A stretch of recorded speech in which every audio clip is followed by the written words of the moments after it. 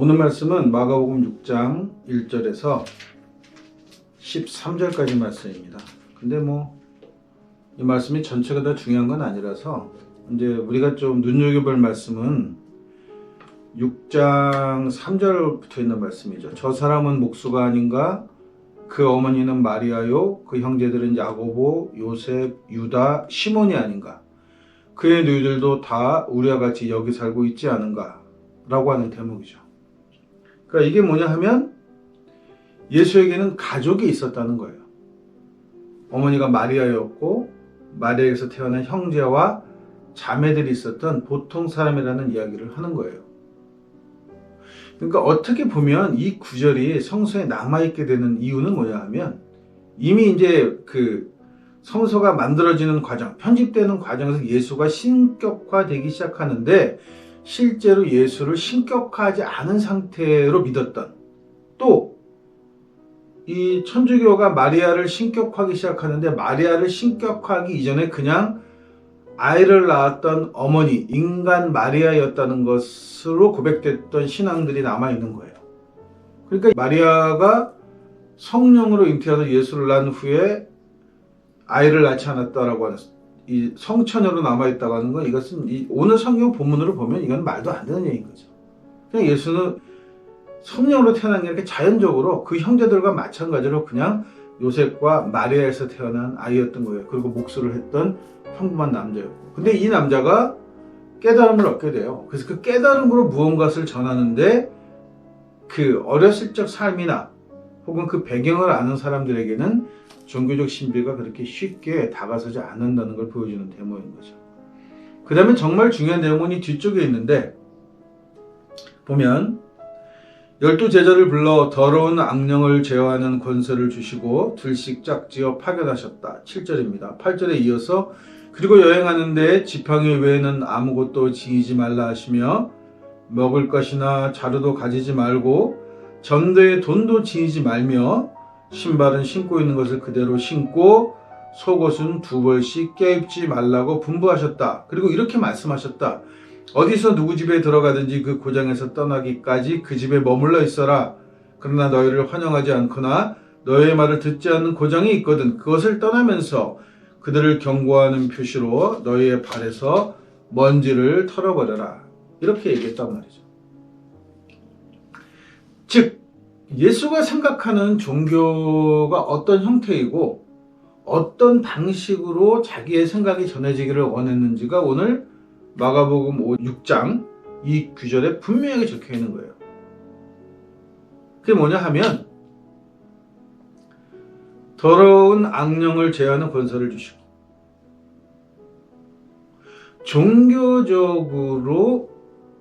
종교에서만 통하는 신비를 적어도 알고 있어야 한다는 의미가 되는 거예요. 이 구절이. 악령을 내어 쫓고, 이게 과거에는 귀신들이 있다고 생각했으니까 라고 생각하는 것만으로는 그렇게 치부해버리기는 어려운 구절이에요. 이 구절이. 왜냐하면 종교가 이제 와서 이제 문제가 뭐냐면 이 기독교가 자기 종교가 굉장히 이성적이고 과학적으로 자꾸 설명하려고 애를 써요. 왜냐하면 이미 서양에서는 과학이 종교가 되어버렸단 말이죠. 그러니까 종교를 어떻게 하든 과학으로 설명하지 않으면 안 된다고는 강박관념에 빠져 있어요. 근데 적어도 인간의 인지가 발달해서 상당히 많은 것들이 미신이고 비과학적으로 밝혀지고 있긴 하지만 여전히 종교에는 신비가 남아있는 거예요. 그게 신적인 존재라는 거죠. 그거를 아는 특별한 재능을 가지고 태어나거나 그 재능이 없다고 하더라도 적어도 깨달은 스승으로 인해서 재능을 받아야 한다라고 의미하는 거죠. 이게 우리 종교에서는 신기라고 부르는 겁니다.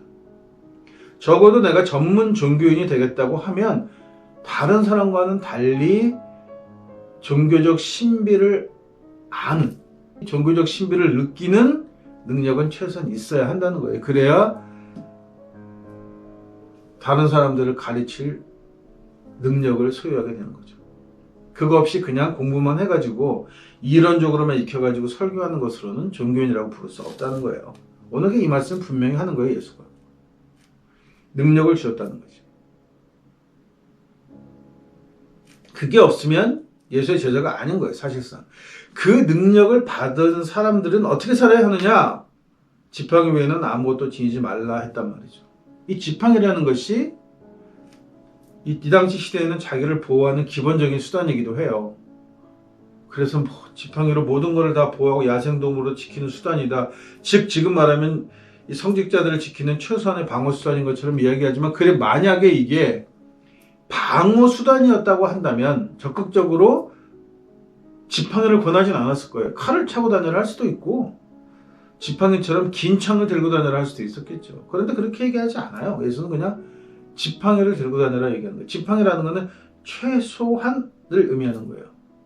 지나치게 자기를 보호하기 위한, 지나치게 자신의 무언가를 드러내기 위해서 할 이유가 없다. 종교쟁이는 그냥 단순히 지팡이 하나면 족하다는 거죠. 지팡이가 편하긴 합니다. 길을 걸어보면 이렇게 의지하고 이렇게 등산가들도 그 스틱을 많이 사용하잖아요. 그런 의미에서의 지팡이로 사용하면 된다는 거예요. 그리고는 뭐라냐면 먹을 것이나 전대, 자루도 가지고 다니지 말고 전대에 돈을 채우지 말라 이렇게 얘기한단 말이에요. 내가 전도 여행을 떠났는데 전도 여행을 할 돈이 필요 없다 이렇게 얘기하신 거예요. 그러니까 여기서 분명한 거죠. 선교를 하러 가는데 선교 비용은 필요하지 않다는 거예요. 교회가 선교 비용을 지원할 이유도 전혀 없는 거예요. 그러니까 바울이 웃기는 놈이라는 거죠. 바울은 예수하고 전혀 관계가 없어요. 교회를 만들면서도. 왜냐하면 계속 자기한테 돈 달라고 돈 타령을 한단 말이죠. 바울은. 근데 오늘 성경 기절에 분명히 예수는 뭐라냐면 제자는 돈주머니를 가지고 가지 말아라고 얘기해요. 돈을 지니지 말라는 거예요. 돈 필요 없다. 그럼 돈은 어디서 나와요? 나는 어디서 먹어야 라고 얘기할 때 그 다음 기절에 뒷절에 가면서 어떻게 해야 하는지를 설명하고 있어요. 그 다음에 이제 다른 종교들에서 많이 보이는 게 탁발이죠. 이 자루가 탁발인데 자루 열면 여기다 쌀도 넣어주고 음식도 넣어주면 이걸 가지고 뭐 자기가 생산 활동을 하지 않으면서 종교인들이 먹고 사는 방법이 탁발이었던 거죠. 스스로 노력하지 않으면 탁발밖에는 방법이 없는데 예수는 탁발도 하지 말라고 해요. 종교쟁이가 어디 다니면서 먹을 거 구걸하는 것도 좋지 않다는 거죠. 그럼 어떻게 하느냐? 그냥 누구 집에 들어가든지 라고 한단 말이에요. 누구 집에 들어가든지는 뭐냐 하면 이게 바로 공중나는 새와 들에 피는 꽃같이 먹고 잎이 신다는 의미인데 이게 종교적 신비예요. 내가 복음을 정말 전하려고 가면 누군가는 나를 먹여줄 사람이 있다는 거죠. 내가 찾는 게 아니고 이미 어딘가에 먹여줄 사람이 존재해요. 그게 존재하지 않으면 그 마을은 너하고 인연이 없다. 그 마을은 예수의 복음과는 인연이 없다라고 얘기하는 거란 말이에요. 인연을 만드는 건 아니에요. 복음은 전하러 가는 거지 복음을 전하기 위해서 뭔가를 하는 게 아니에요. 더군다나 건물을 짓고 복음을 들으러 오라고 하는 것은 절대 아닌 거예요. 복음은 전하러 가는 건데 이 전하러 가는 사람이 아무것도 준비하지 않아. 그러니까 사실 어떻게 보면 기독교는 자비랑 목회도 아닌 거예요. 바울이 텐트 메이커였다는 얘기로 자비랑 목회들을 많이 이야기하는데 사실 자비랑 목회도 진짜 예수의 생각은 아니에요. 왜냐하면 전대에다 돈을 넣고 하지 말라고 했습니다. 자비랑 목회는 뭐냐 하면 네가 먹고 쓸 때는 전대에다 돈을 네가 챙겨서 가져가라고 얘기했어야 자비랑 목회인 거예요. 그럼 내가 돈을 벌어서 그 돈을 가지고 내가 복음 전하는 일에 쓰는 건데 복음은 그렇게 전해지지 않는다고 얘기하는 거예요. 복음은 복음을 들을 사람이 준비해요.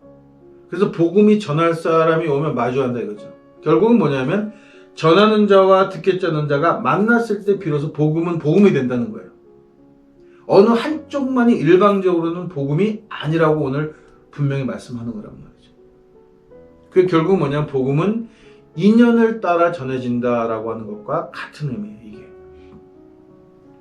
기독교인들 인연 얘기하면 굉장히 싫어하죠. 이게 불교 용어니까. 근데 사실상 오늘 예수의 생각은 뭐냐 하면 내가 복음을 전하려고 난 아무것도 준비하지 않고 사실 여기 오늘 들어가서 이 마을에서 복음을 전할 건데 이 마을에서 나한테 저녁 한 끼를 주지 않으면 굶어야 되고 아무리 내가 잘 굶는다 해도 사흘을 굶기는 어려우니까 2, 3일 하다가 그냥 나가야 되는 상황이 되는 거예요. 그런데 그 마을이 복음을 들을 준비가 되어 있으면 너에게 먹을 것을 준다 이 말이에요. 구걸하면 안 돼요. 제가 오늘 설교를 시작하면서 연중 몇 주, 이 의미 없는 연중 몇 주도 하기 싫었지만 사실 오늘 맥주 감사절이라고 하는 주간입니다.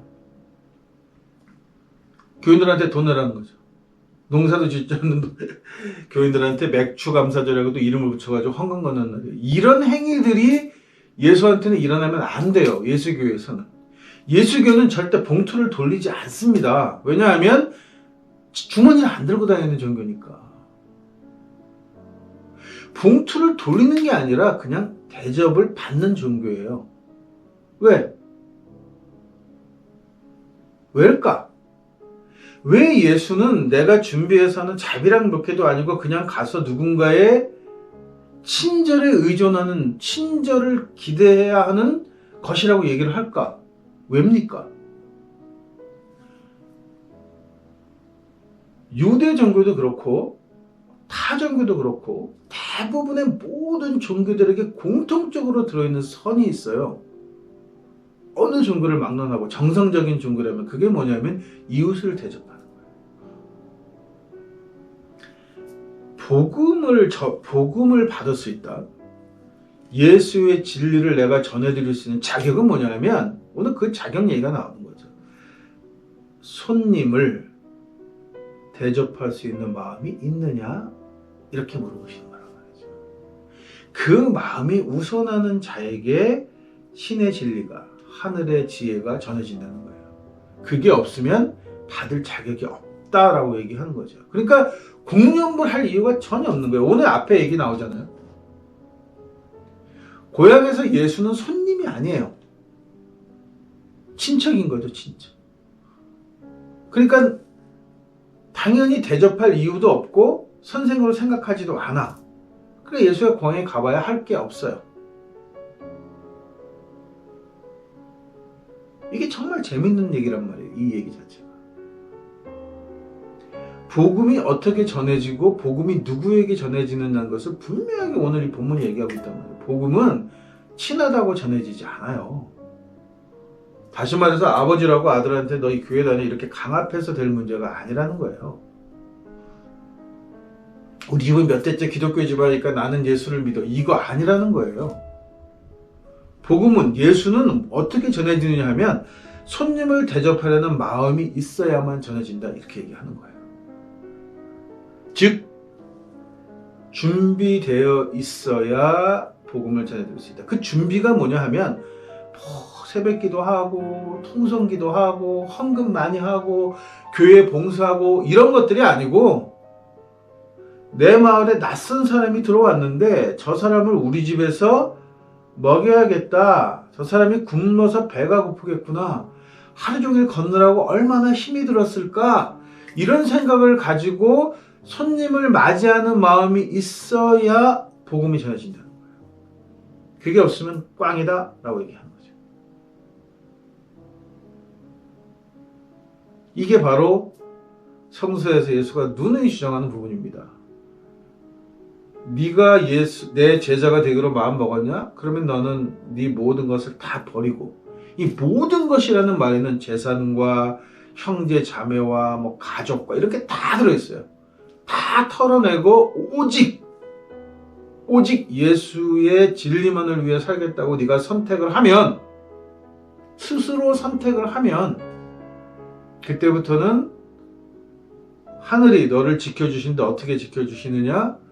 공중을 날아다니는 새처럼 들에 피는 꽃처럼 먹이고 입히신다 라고 얘기하셨단 말이에요. 이 말씀이 참이 되려면, 이 말씀이 정말 내 삶에서 살아 움직이는 말씀이 되게 하려면 첫 번째 예수의 명령을 따라야 하죠. 두 번째는 내가 건물을 짓고 내가 어떤 특정한 자격증을 가지고 사람들을 불러 모으려고 하지 말고 내가 이 말씀을 들고 나가라는 거예요. 나갈 때 어떻게 나가요? 아무것도 가지지 않고. 그러니까 내가 오늘 잘못 길을 나서면 굶어 죽을 수도 있는 거예요. 굶어 죽기도 하죠. 그런 거예요. 이 길이. 그러니까 아무 대책도 없는데 그냥 지팡이 하나 들고 옷도 두 벌 입지 말래. 밤에 얼마나 추운데 여기가. 옷 두 벌이는 건 뭘 의미냐면 혹여라도 야박할 때 길거리에서 노상에서 자게 될 때 얼어 죽지 않도록 보호해주는 기초적인 수단이란 말이에요. 옷 두 벌이. 옷이 그 외투 역할도 했으니까 이거 둘둘둘 말아서 담요 역할을 해서 그렇게 추위를 피해야 하는데 그것도 준비하지 말고 나서라고 하는 거니까 결국 이거는 뭐냐면 너 오늘 길을 나서서 네가 추위를 피할 집을 찾지 못하고 네 배고픔을 해결해줄 이웃을 만나지 못하면 죽을 거야. 그런데 나가라는 거예요. 그런 마음으로 실제로 그렇게 나가야만 복음이 전해지고 너를 손님으로 맞아서 복음의 소리를 들을 누군가 이웃을 만날 수 있다라고 오늘 성서는 이야기하는 겁니다. 적어도 말이죠. 저는 이렇게 생각합니다. 내가 어떤 종교의 종교인이다. 내가 어떤 종교를 믿는다는 것, 그것을 넘어서서 내가 그 종교의 진리를 누구에게 전하겠다고 했다면 적어도 그 가르침이 얘기하는 최소한의 명령들과 그 종교가 정말 복음을 전하려고 하는 그 방법들은 그렇게 지켜야죠. 왜 그거를 자기네 마음대로 편리한 방법대로 좀 더 돈을 쉽게 버는 방법대로 안정적인 방법으로 이렇게 만들어 나가냐는 거예요. 마지막으로 다시 한번 말씀드립니다. 예수의 길이라는 것. 정말 예수의 복음의 말씀을 전하는 길이라는 건 뭐냐 하면 아무것도 준비하지 않고 그냥 내가 밤이면 얼어 죽을 수 있는 얇은 옷을 입고 끼익해야 동물한테 휘휘 허저을 수 있는 막대기 하나만을 들고 칼든 강도를 만나면 영락 없이 죽게 되는 거죠. 그런데도 그냥 특별히 대비할 것 없는 그냥 그저 나무 막대기 하나를 들고 한 끼 먹을 음식 끼니거리도 준비하지 않고 뭐 돈을 안 가지고 가는 건 당연하고 언제 떨어져서 맨발이 될지 모르는 신발 한 켤레만을 신고 지나가다 누구 만나면 한 푼 줍시할 수 있는 주머니조차도 들지 않고 가는 거예요. 이게 바로 예수를 따라 사는 길이고 이것이 예수가 말하는 가난이라는 길이에요. 이걸 모르면 평생 예수 믿어봐야 헛 믿는 거예요.